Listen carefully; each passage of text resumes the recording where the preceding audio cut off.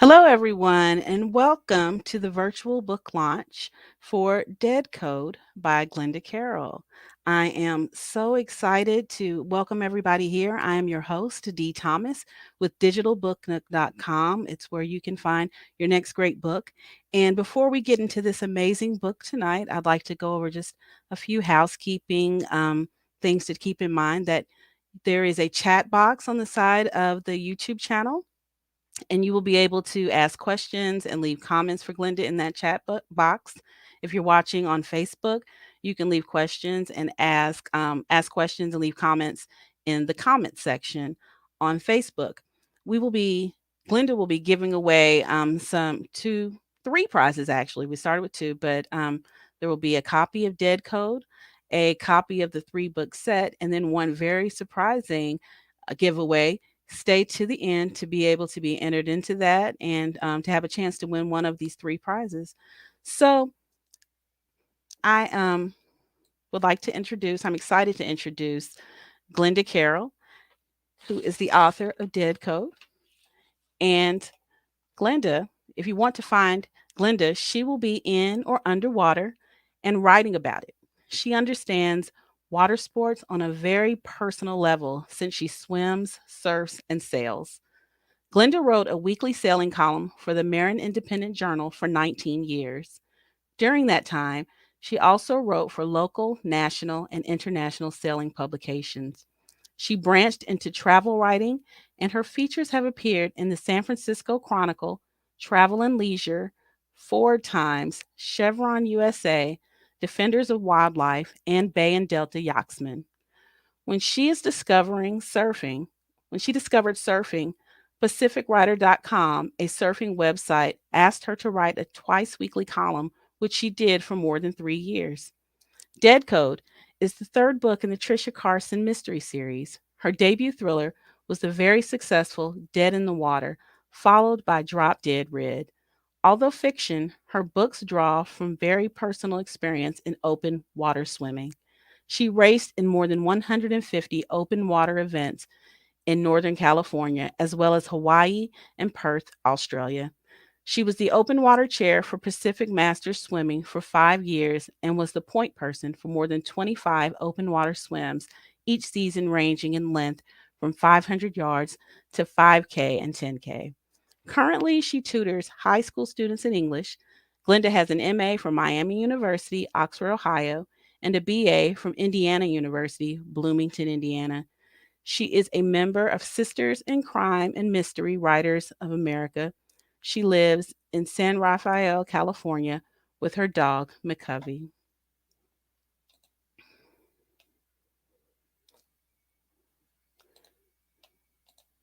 So, without further ado, Glenda will be joined this evening with award winning mystery author Lisa Towles and cover designer and also swim mate for Tamalpais Aquatic Masters teammate Rich Burns. Hello, everyone. Good evening or good afternoon where you're at. It's evening for Hi. me.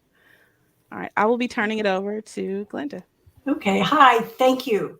Thanks everybody for showing up. This is really exciting for me. And I just want to say to Dee, you pronounced Tamalpais Aquatic Masters perfectly. She was worried she wouldn't get it right, and but she did a good job. So good for you. Um, as some of you know, or this Dead Code is the third book in the Trisha Carson mysteries. And you also know that I'm not a very fast writer. The second book came out 4 years ago. So, I'm not setting any records on getting them out, but I'm getting them out. Um, and the other thing about this book that's a little different, the first two books really concentrate on my background in open water swimming and Dead in the Water and in a Drop Dead Red. Bodies are found in the water. Not so with the Dead Code. For this one, the protagonist, and her name is Trisha Carson, well, she's in the water, but she leaves the water to solve a mystery. And this book is primarily about hacking, cyber espionage, things I absolutely knew nothing about. So I had to learn a lot. And thank goodness I had people I could go to and ask questions, because I had some really, I'm sure, stupid questions. So it seemed to me, and very complicated one. First off was the name of the book, Dead Code. When I was thinking of this idea of writing something about hacking, I asked a person who I call Mr. X, who was my go-to person for all my questions, and I said, "Is there anything called a dead code?" And he sat there, and we were at dinner with he and myself and my sister, and he said, "Yeah, there is." And I said, "I think I'm going to use that as the name of this book, and this is what I'm going to use it for. Does this make sense?" And he said, "Well, yeah, we'll fine tune it so you are able to use it." So I had to learn a lot for this. And the reason why I started to think about hacking and cyber crimes is, so 4 years ago, 5 years ago, there was just a lot in the news about, companies, cities, healthcare systems being hacked, and all of their data was locked down, encrypted, and the only way they could get it back was to pay a lot of money, usually cryptocurrency, on the dark web, something else I knew nothing about. But it was just really fascinating to me. And it even became more interesting when I found out that most of this was not coming from the United States. So in my mind, I started to think, well, what if it was coming from the United States? And about the same time, I had my identity stolen. So here I am, someone had gotten into not just my credit cards, and I'm sure you've experienced, all of a sudden someone's hacked into something and you've got to change your passwords. But someone had hacked in not just to my credit card, but my health system, my house phone, my email. All my email was being forwarded. All my phone calls were being forwarded. And the combination of that and the things that were going on in the news led me into writing about something I didn't know anything about. Um, and the other thing that fascinated me about this is that around in 2007, I think it was, there was someone who was an engineer, computer person for the city of San Francisco. And come to find out by his superiors that he is the only one who had the username, the password, and probably the encryption code or the code to get in, because he didn't want anybody else to mess with it. He was very, very proud and protective of his system. And when his superiors found out that it was him or no one, they said, "You really need to give us this information." And he said no. And he was thrown in jail. At the time, it would be Governor Newsom, who's now the mayor of California, actually went in to visit him in jail and said, "Hey, I'm just getting married again, and I'm going on my honeymoon. Please don't do this to me. Um, please give the code to someone." And he did, and he got out.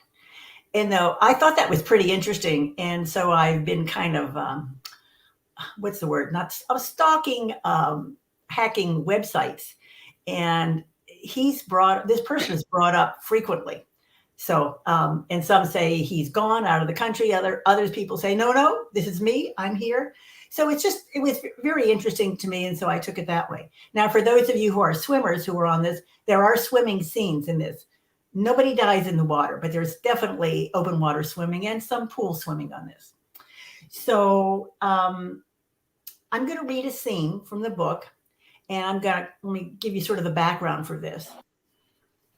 Trisha works for the San Francisco Giants. And she, at this point, this is further on in the book, she has broken into a house and stole some important papers. So there's a person by the name of Burke who wants these papers back and begins to threaten her. So he's going to find her at the Giants game. And so we're going to start, let me get my book. We're going to start where she is working a gate, and it's a gate where the ferries come in. So this is Oracle Park. Let's see where I am. Okay, so this will be about 3 or 4 pages. So just settle back and listen. The brisk wind raced off the bay and blew through the gates. Between fans, I wrapped a scarf around my neck and zipped up my jacket. I was on automatic. Here you go. Thank you for coming. This is for you. Enjoy the game. I repeated the words over and over with a smile. I'd said the same thing hundreds of times, and I normally meant it. This time, my smile was stiff, artificial. My mind stayed on Earl, Tyler, and my missing neighbors. Oh, let me just break in here. Sort of this story starts it's when her landlord's grandson disappears. And that's how she gets into this. Um, my mind stayed on Earl, Tyler, and my missing neighbors. The more I worried, the faster I handed out the tote bags, the fake smile fading with my mental health. Could I have a bag for my brother? Requested a woman wearing an orange and black fright wig. Sorry, only one per ticket. Well, he's coming, but he'll be late. He really wants one of those. I'm sorry. I hope he gets here before we run out. Clearly dissatisfied with my answer, the woman repeated her demand and stepped closer. But my supervisor, standing behind me, smiled and firmly explained our giveaway policy. The guest gave me a nasty look and walked past me, mumbling to myself. Another ferry moved slowly next to the pier. Fans stood on both its upper and lower decks, ready to be released into Seals Plaza and make a dash into the ballpark. The deckhands tied up the boat, and the crowd zigzagged down the gangway. I grabbed another armload of totes in anticipation of the crush when I sensed a presence behind me. I turned to find Burke standing there. He leaned over and whispered in my ear, I want those papers. Well, I want my friends back. You and your hacker buddies get nothing until Earl and Tyler are safe. The fans crowded the plaza and started streaming through the gates. Burke didn't leave. You don't know the trouble you're in. Go away, I'm working, I said in a loud voice. My supervisor was at my side immediately. Is there a problem? No, no problem, said Burke. Misunderstanding, that's all. And he walked away. You okay? Asked the supervisor. I need a minute. Sure, I'll take over. You go. He slid easily into my spot and handed out the totes. I walked along with the crowds, scanning for Burke. Fans packed the wide entrance hall, but he had disappeared. A deep red flush of heat crept up my neck to my face. I wanted to find Burke and throttle him. I walked into the garden with its vegetables, herbs, and sweet-smelling fruits and pre-game fans. No Burke there either. I glanced up at the bleachers that butt against the garden. 5 guys, ranging from around 10 to 40, stretched across the barrier, reaching for every ball hit during batting practice. Burke stood off to one side, staring not out of the field, but down at me. I turned around and jogged out of the garden, then up the ramp to the stands where I'd seen him. He stepped behind the cable car parked at the arcade. I darted after him. As I passed in front, he grabbed my arm and forced me to walk to the railing overlooking McCovey Cove. He glanced out at the cove, a narrow body of water crowded with anchored boats and kayaks, manned by eager fans looking for a home run ball. These guys were the diehards. Burke held me tightly with one hand. In the other was a paper ticket he'd used to enter the ballpark. He crumpled it up and tossed it into the bay. Where are they? I asked. If you don't tell me, I'm going to the police. I wouldn't do that if I were you. Get me the papers. This is the last time I'll ask you, he demanded. With that, he turned to walk away. I reached for his arm. Or what? What are you going to do? By the way, I know what's going on over there in your house, you hacking scumbag. You want them? Give me back my friends. His eyes narrowed as he scowled at me. He carefully took my hand off his sleeve and bent it backward. I winced with pain, and my knees buckled. The fans walking on either side of us began to blur. I closed my eyes and bright blue streaks of light flashed behind my eyelids. 4 hands grabbed my other arm before I dropped to the concrete deck, and Burke let go. When I opened my eyes, 2 teenagers dressed in giants' hoodies struggled to keep me standing. Burke was gone. Bro, that's not okay, the chubby teen with a mouthful of braces yelled after him. Are you all right? Asked the taller boy, a 16-year-old with jet black hair and a bad case of acne. I think so. The guy went that way, he said, pointing into the crowd flowing along the walkway. I tried to concentrate on the people moving around me, but I couldn't. He had disappeared. Want us to call someone? The police, maybe?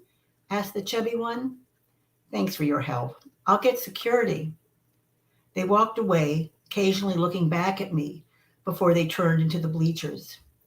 The fans rolling by, bumping into me on either side, didn't help my spinning head. I tried to drown out the noise of the fans behind me while I shook my hand and wiggled my fingers until they began to feel normal. It took a good 5 minutes before my breathe in, breathe out mantra took effect. My head centered, my heart rate somewhat close to normal. I headed back down to the marina gate. For some unknown reason, I couldn't force myself to seek out ballpark security. At least not yet. Better? My supervisor asked.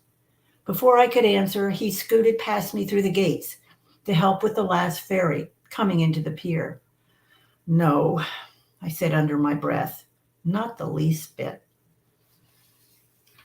So, as you can see, a lot of this takes place, well, not a lot, but some of this does take place where Trisha works, which is at Oracle. It's all Oracle Park now. It's not AT&T.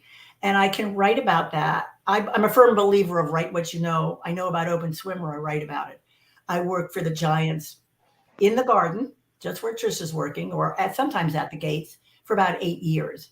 So I know sort of all the intricacies of the ballpark inside. I know where the secret passageways are and the secret, elevators that take freight up and down. So this is, I've used it. I don't think I used it in the first book very much, but definitely in the second book I've used it. And it's fun to write about not the superstars in the baseball field, but what the day-to-day workers do.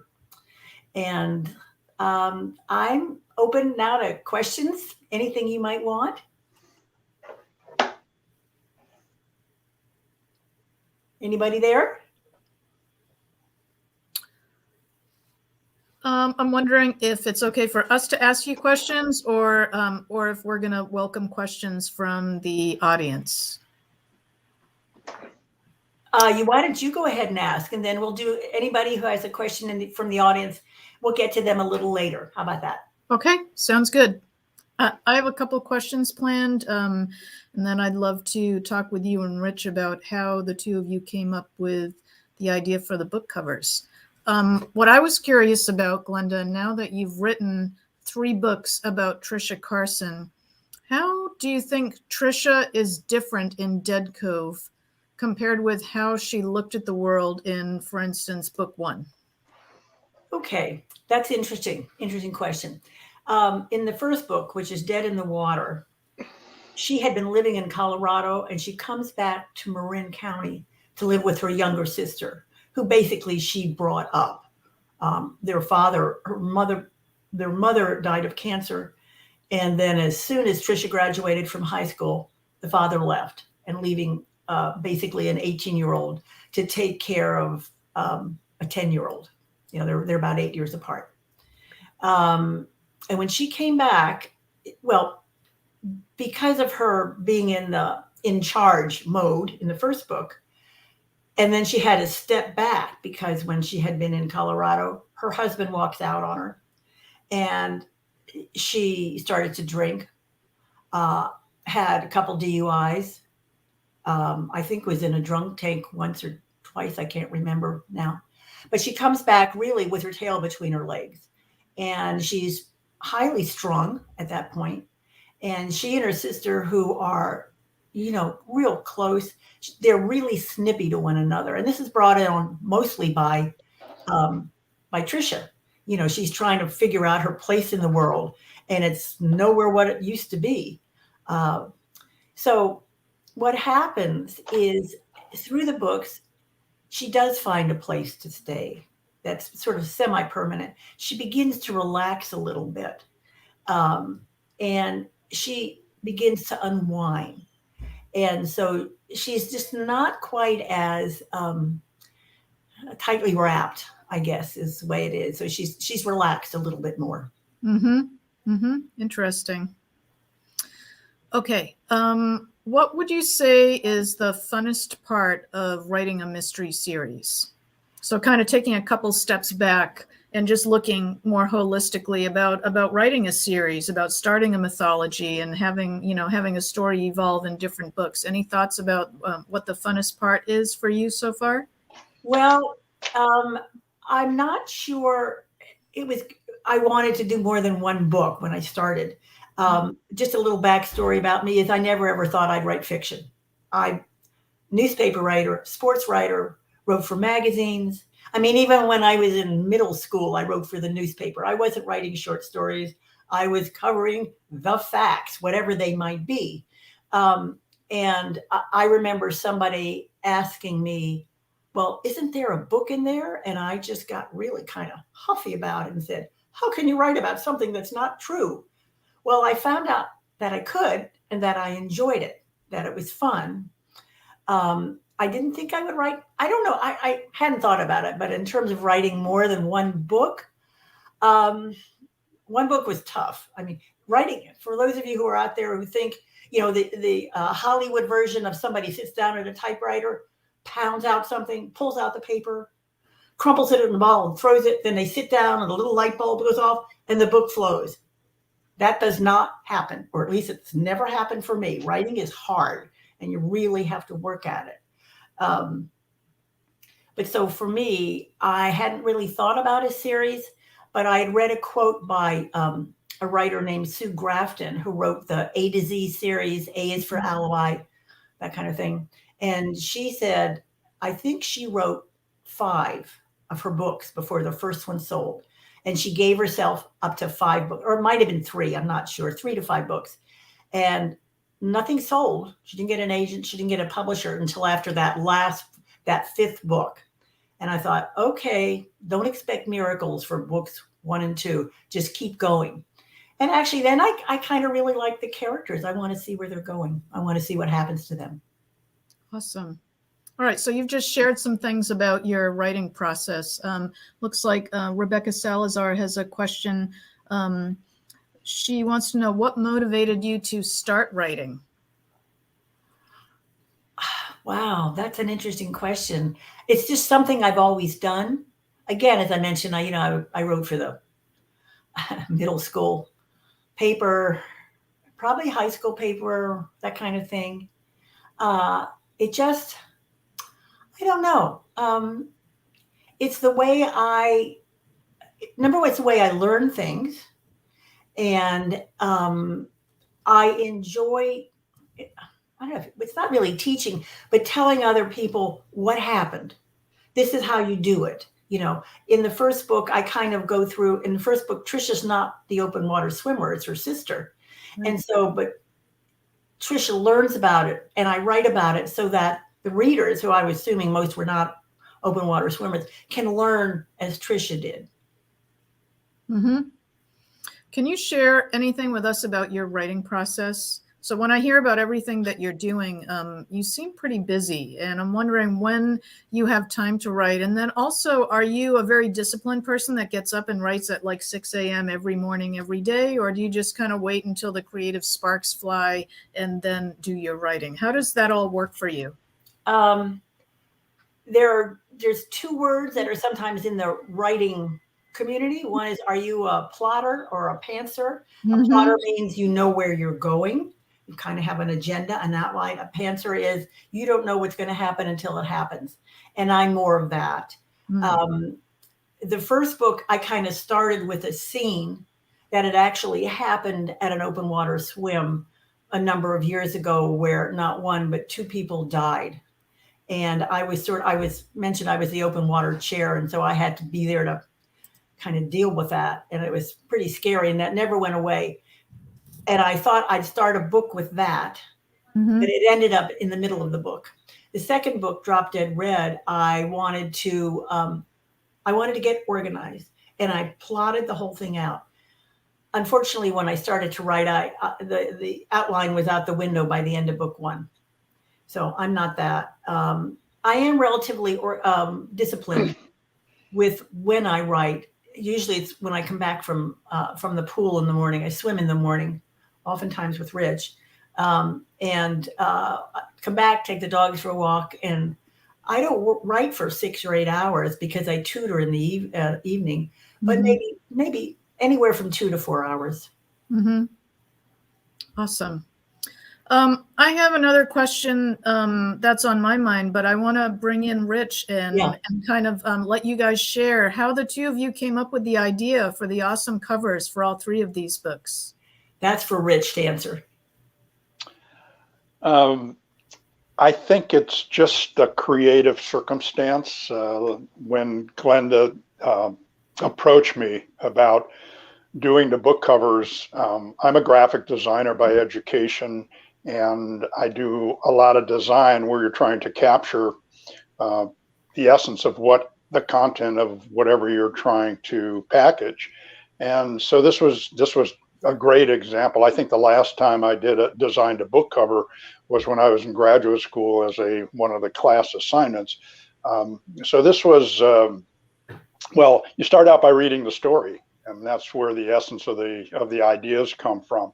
And knowing Glenda for a lot of years and swimming with her, and particularly if you read the first book, everything she described in that book was a personal experience for me too, because the same venues, the same races, the same dynamics, everything about it, particularly the fact that it's centered in Marin County in San Francisco, which is where I've lived for the last 50 years. So the familiarity with the visual imagery was right there. But then the question becomes, okay, what do you I wanted to use photography because I think that's the strongest aspect of design in capturing a single idea. The first book was about swimming, and so I go into my files and find a picture of swimming, and it's a pretty literal picture. So this whole the backdrop, the graphic device that we used to kind of obscure it was part of the success, I think, of the covers. I would say that a theme throughout, or a word I would use to characterize all the books, is foreboding. So trying to get this essence of foreboding, which is done through that graphic technique. As I say, the first book was about swimming, so we used a swimmer. I happen to have a good picture of somebody swimming open water. The second book was about a person. I got a photograph of my friend Laura, and I just said, this is about a redheaded woman, so we'll turn your hair red. And that was the essence of that. And then this last book was very much centered on Marin County. And for any of you who are familiar with Marin County, we've got this majestic mountain that is right in the middle of the county. You can't miss it anywhere you go. From any angle, you see this mountain. And but I didn't have any. I went through my files, no good pictures of Mount Tam. I was coming back from the East Bay one evening. Sun was setting behind the mountain. I pull over the side of the road, pull out my phone and shoot a bunch of pictures, and that became the backdrop. So it's quite different than the first two, but and then again, by photoshopping in swimmers and this technique, this graphic technique, I think we got the feel that we were looking for. Awesome. Anything you guys can share about book 4? Glenda, I think you said that you're starting to think about a book 4 in the series. Have you guys had any conversations about what that cover would look like, or a title, or is it way too early for that? For me, it's early. I've had two thoughts, and one is, well, I was training to do an Alcatraz swim, and that means swimming from Alcatraz, which is in the middle of San Francisco Bay, to the San Francisco city front. And I'm not a very fast swimmer. And I had to get, make sure I could do the distance. And it's really not that long, but you have to deal with tides and cold water. You have to become acclimated to the water because it's 60, 61, 62 degrees. So I just remember swimming along, la-di-da-di-da, and I'm wondering, what do people think about? And I thought, well, I started thinking about the plot. And I thought, well, what if somebody was training or was swimming across the bay? Doesn't have to be male, doesn't have to be female. I didn't know that. And they were being followed by a pilot boat. And that's a boat that kind of accompanies you in case there's a problem, and they keep you on track. They help you through the different, the tidal changes and the currents and things like that. And the swimmer gets a little off track, and that hasn't happened because usually the boat is there to get you back on track, and the swimmer turns around and the boat something looks weird, and the swimmer swims back to the boat, and the person that was there is no longer there. So the boat and the swimmer are in the bay all by themselves. So that was a scene. That was one scene I was thinking of. And I don't know whether that would be the beginning, the end, kick it off. I don't know. The other thing I thought of is I tutor high school students, and they read a lot of Shakespeare, and I really like Shakespeare. And I was thinking of the plot for Hamlet. Now, Hamlet, you probably, you're thinking, oh, yeah, I remember I read that in high school. Well, the thing with the Shakespeare is he just brings up emotions that are as relevant today as they were then. Hamlet, a young man, comes back to Denmark. His father has been killed. Before he goes into the castle to see his mother, the ghost of the father is there saying, I've been killed by your uncle, my brother, and my brother has already married your mother. Okay. So I was thinking about that. I thought, how do you modernize that? And I thought, okay, kid comes home from college because his father has just died, and his father and the brother are open water swimmers. I got to put water in there somewhere. Okay. Yeah. So he finds that his uncle and his mother have been having a very long time affair. And the father and the brother have been in business together. So it's big, that's as far as I've gotten. I haven't done anything yet on paper. So this is the first Rich, I think, has heard of this, but yeah. I got to start looking for photographs. Huh?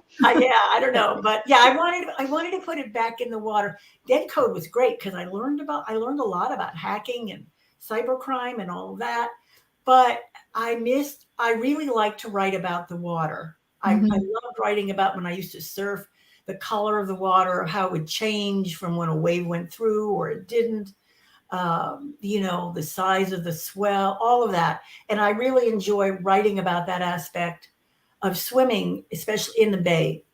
In a pool, the water stays kind of the same, but in open water swimming, much like surfing, it changes all the time. And I enjoy writing about that. All right, thanks for revealing those secret tidbits about book 4. I'm excited. I want to bring in a really interesting question from one of our attendees, Rebecca Salazar. Rebecca is asking, why mysteries? And that's kind of a question that I had too, thinking about how you were a journalist for a long time and very kind of factually based and kind of with a writing fiction, always thinking about like reporting and the research aspect. I would have thought that maybe historical fiction might have appealed to you. What drew you specifically to mysteries? Is that just part of your reading appetite? Are those the books that you read, or any thoughts there? Yeah, I mean, like so many women of my age, we started with Nancy Drew, and I mean, because how many mysteries were there back in the 50s where there was a woman protagonist? Okay, there just weren't very many. There were some, of course, but so that's what I read. And so from Nancy Drew to Sue Grafton, who I mentioned earlier, that's what it is. It's fun. It's fun seeing a female take charge and figure out the question, who did it or why did they do it? That's kind of the thing for me. Right now I'm reading a lot of Michael Connelly. Oh, Who, yeah. I don't know if any of you watch, I don't know if it's on Netflix, Bosch. Oh, yeah.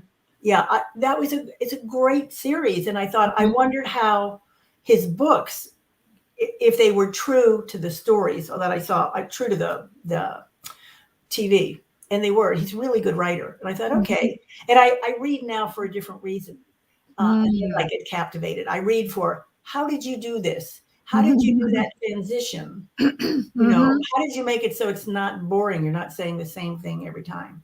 Yeah, lifting the veil. Yeah. All right, one more question, and then I'm going to give it back to Dee, our host.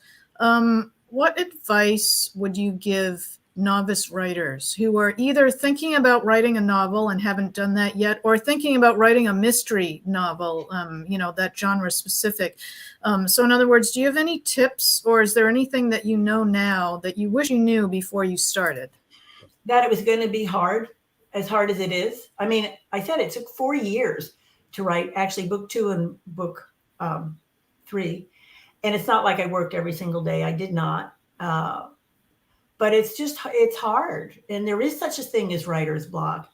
And if you want to get something that people are going to read, you've got to finish it. First of all, you have to write it, and then you have to edit it, and then you have to edit it, and then you have to edit it. I mean, it goes on and on and on. And then you get it outside to somebody else, and they look at it, and they give you suggestions, and then somebody else gives you suggestions.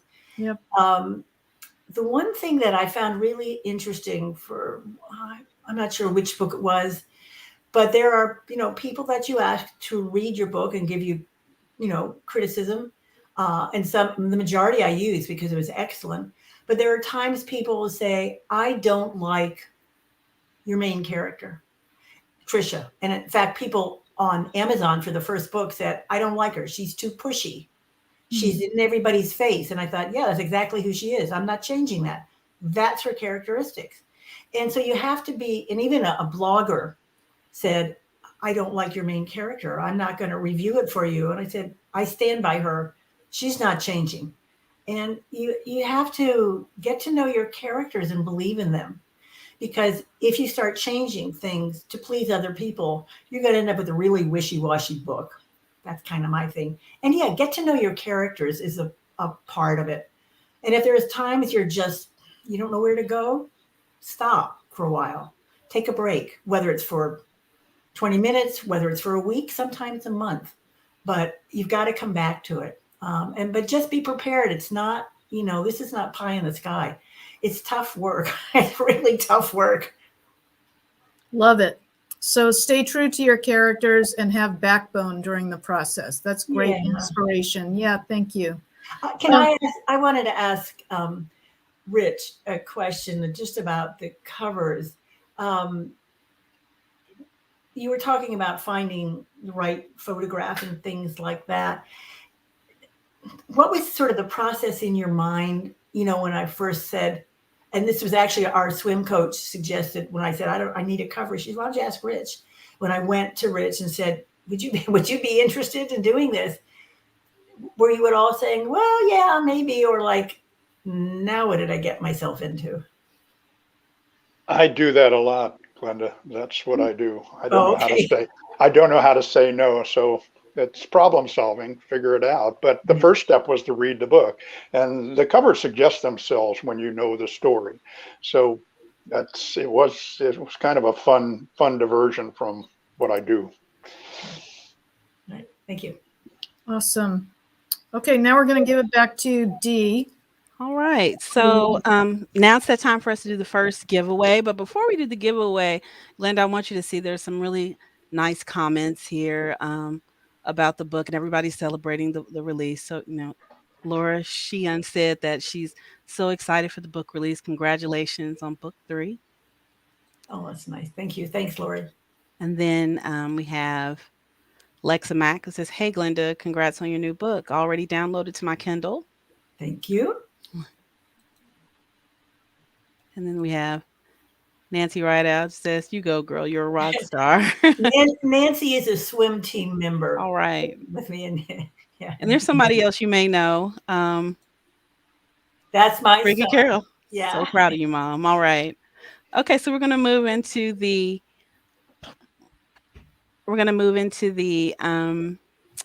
giveaway. So just one moment, please. While you're getting that ready, I just wanted to say there are times I really didn't think I'd get this book finished, but I Mm, did. okay.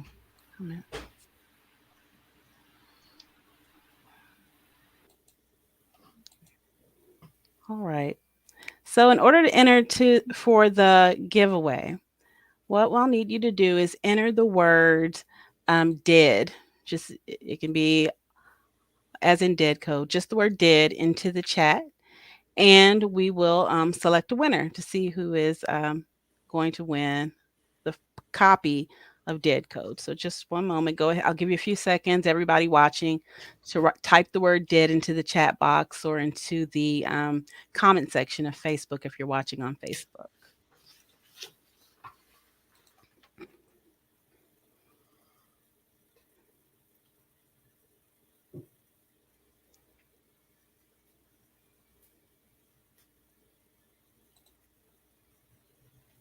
All right. I see we've got a few people.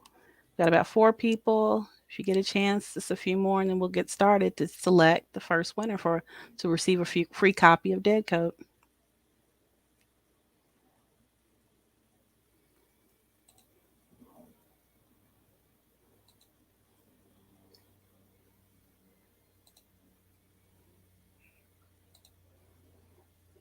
Okay.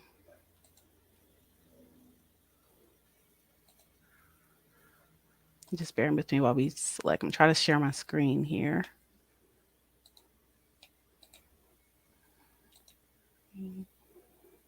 One.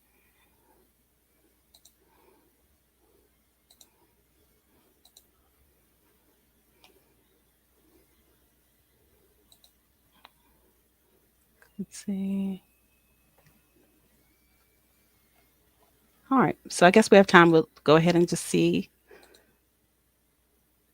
We have 6 entries so far. We'll go ahead and draw.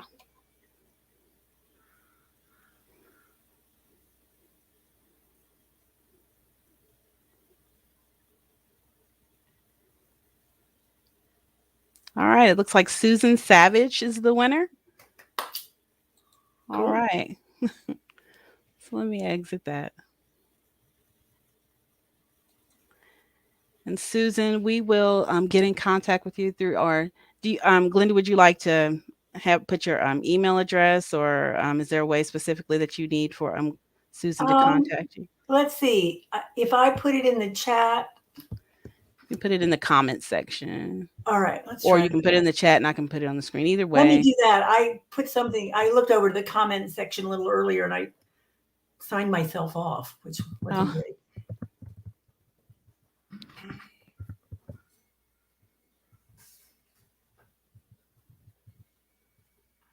Also,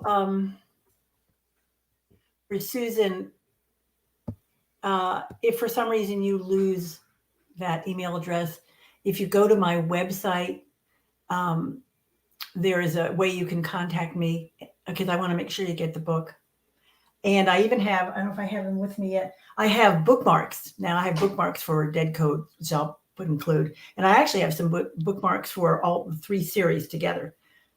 So okay. So Glenda, are there any final words you'd like to tell us about the book before we go into the second and that surprise third giveaway? um, one of About the things that helped me a lot when I was writing this is I belong to 2 mystery organizations, Mystery Writers of America from Northern California, and Sisters in Crime, also Northern California. And they have what are called write-ins, where you join other writers on Zoom. So the COVID was good for something; it got us together sort of online, and you write for 45 minutes, an hour. And when you were talking about how, my procedure, that really kept me going because I would be um, I probably did about anywhere from 4 or 5, sometimes 6 write-ins a week, and I knew I would sit there and write, and then sometimes I would go on after those sessions were over.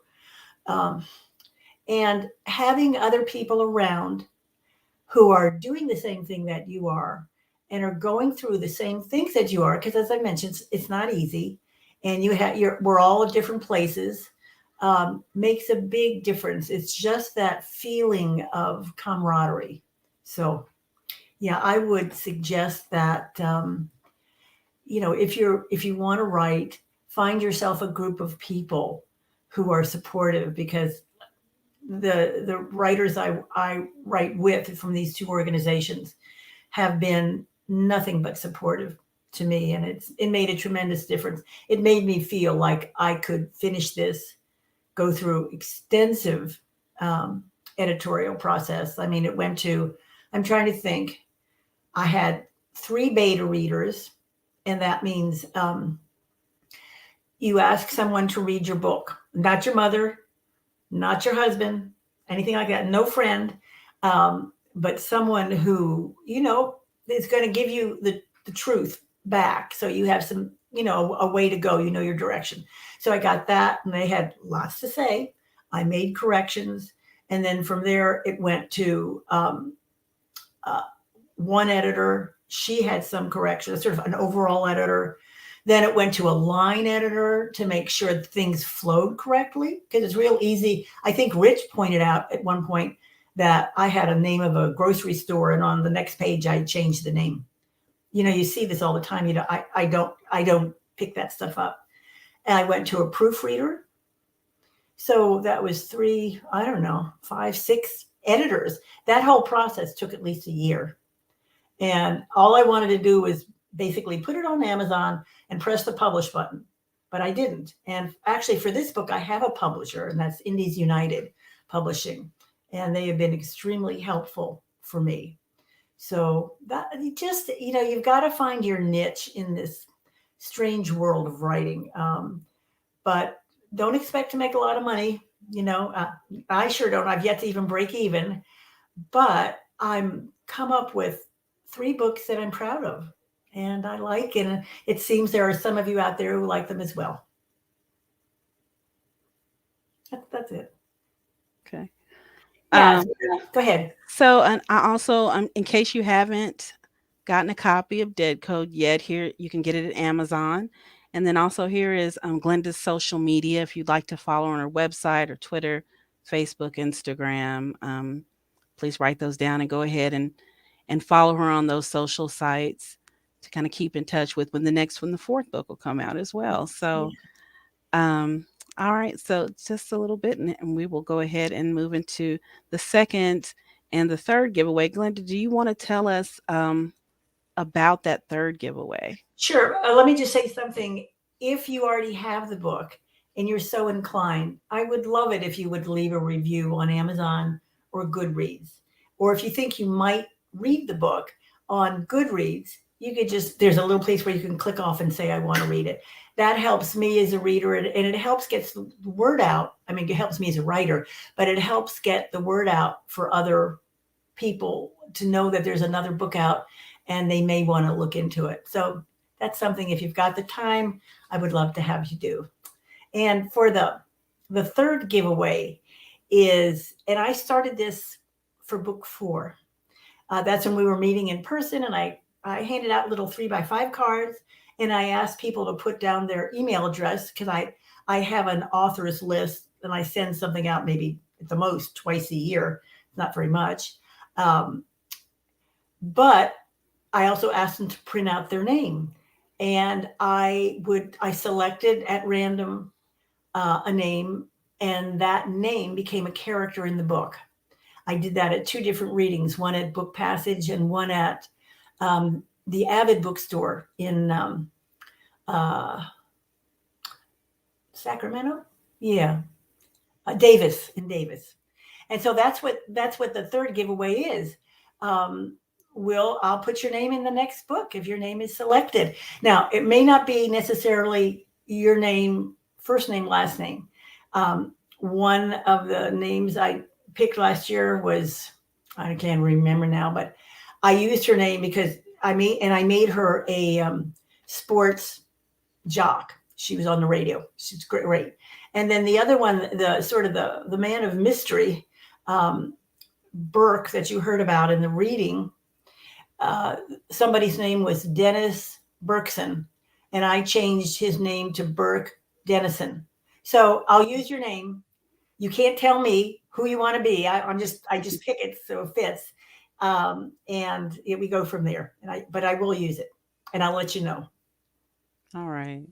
Okay, so the next giveaway we're doing will be the 3-book set. And so what I need, if you're still watching, is to type into the chat box on YouTube or into the comment section on Facebook code, the word code. And then we will draw the name amongst everyone who's typed in the word code. So I'll give you just a few, in a little bit of time here to go ahead and type in the word code so you can be entered in to win this 3-book set.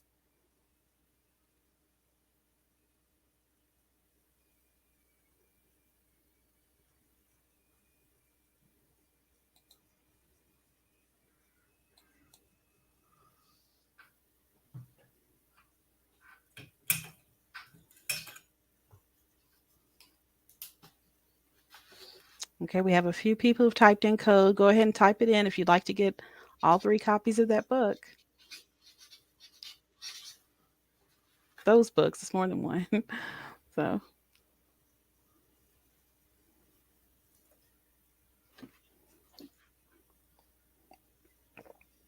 all right, we've got one more. Anybody else?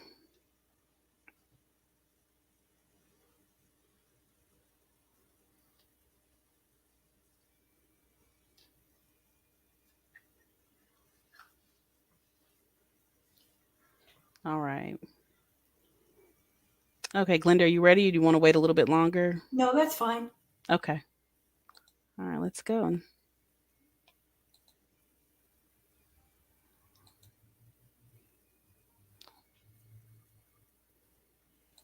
Oops, I don't think I shared my screen. I'm sorry.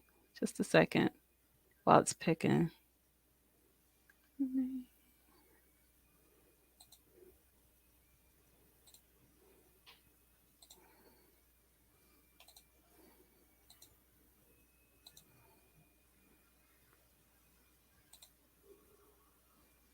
Okay, Chrome tab giveaway. It's probably already picked the winner. Yeah, it has. Rebecca Salazar. You just won the 3-book set. All right. Okay.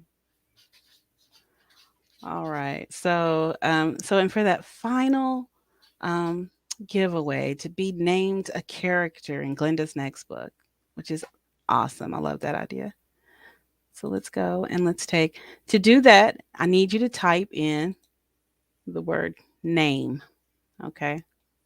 Type name into the chat box or into the comment section of Facebook. Be entered in to have your name in that book and to be a character. All right.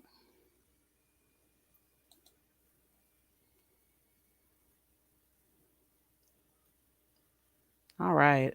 So we have a few people already. Do you want to wait a little bit longer or we've Just maybe 30 Yep. seconds. Let's wait. All right. 30 more seconds, guys.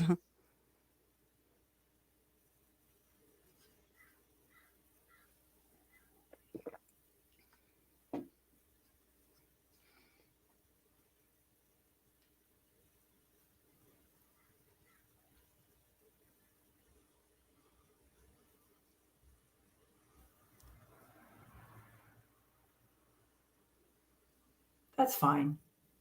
Okay. All right. So let's go for it. Let's see who the next character will be in your next book. Hey, I got misspelled it. There we go. All right. Let's go for it.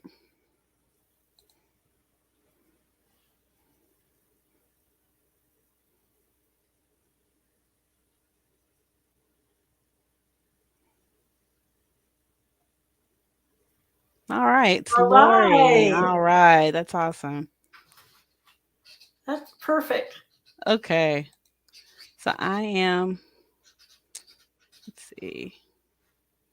Gonna turn off my screen share. Turn it back over to you and Lisa and Rich. Okay.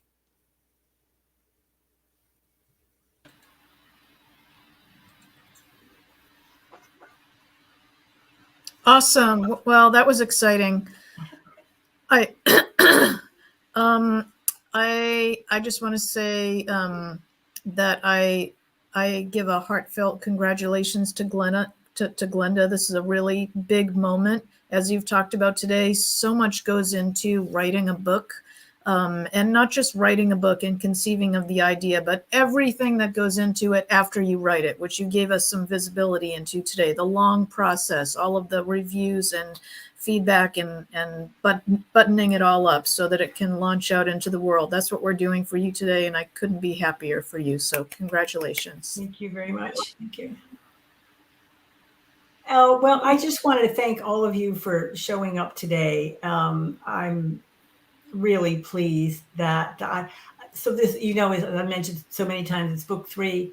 1 and 2 never had a launch, and this is the first time I'm able to do it. And I noticed in some of the names that have gone through, there are some people there, and one of them is a relative of mine who's in Pennsylvania. So, if I had even planned a launch locally, she wouldn't have been here. So thank you so much for coming. I hope you enjoyed the book. And Susan, if you make sure you get in touch with me one way or the other, if not through Dee, somehow through the website, because we'll get you a copy. And thank you again for coming. I really appreciate it. And if you have the time, go and do me a review on Amazon or Goodreads, or I'd like to read this, any of those. Thank you. Thank you. Will do. Thank you, everyone. Thank you.